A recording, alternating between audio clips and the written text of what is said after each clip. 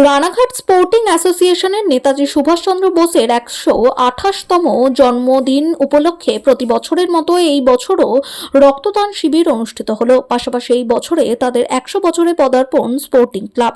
এই রক্তদান শিবিরের আনুষ্ঠানিক উদ্বোধন করেন রানাঘাট পৌরসভার পৌরপতি কৌশলদেব বন্দ্যোপাধ্যায়। উপস্থিত ছিলেন প্রখ্যাত ফুটবলার কৃষ্ণ মিত্র সহ রানাঘাটের পৌরসভার বিভিন্ন ওয়ার্ডের কাউন্সিলর বৃন্দ।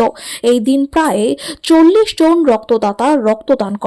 এই প্রসঙ্গে ক্লাবের কর্মকর্তা ও ওয়ার্ডের কাউন্সিলর জয়দীপ দত্ত কি জানালেন শুনে নেব। নদিয়া থেকে বাবুয়া ব্যানার্জির রিপোর্ট, প্রথম আলোর বার্তার পর্দায়। সঙ্গে থাকুন, ভরসা রাখুন। প্রতি বছরের ন্যায় ভারতবর্ষের বীর সন্তান নেতাজি সুভাষচন্দ্রর জন্মদিন উপলক্ষে প্রতি বছরেরই আমাদের এই কর্মকাণ্ড।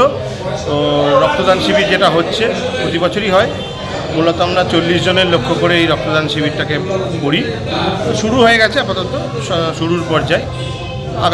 আগামী টাইমে এটা কমপ্লিট করব। এবং এবছর তো আপনাদের 100 বছর স্পোর্টিং ক্লাবে, আর রক্তদানটাকেও একসাথে নিয়েছেন। অবশ্যই রক্তদান উৎসবটা আমাদের বাৎসরিক অনুষ্ঠান, কিন্তু এবছরে নতুন সংযোজন আমাদের রানাঘাট স্পোর্টিং অ্যাসোসিয়েশন 100 বর্ষে এসে পৌঁছেছে।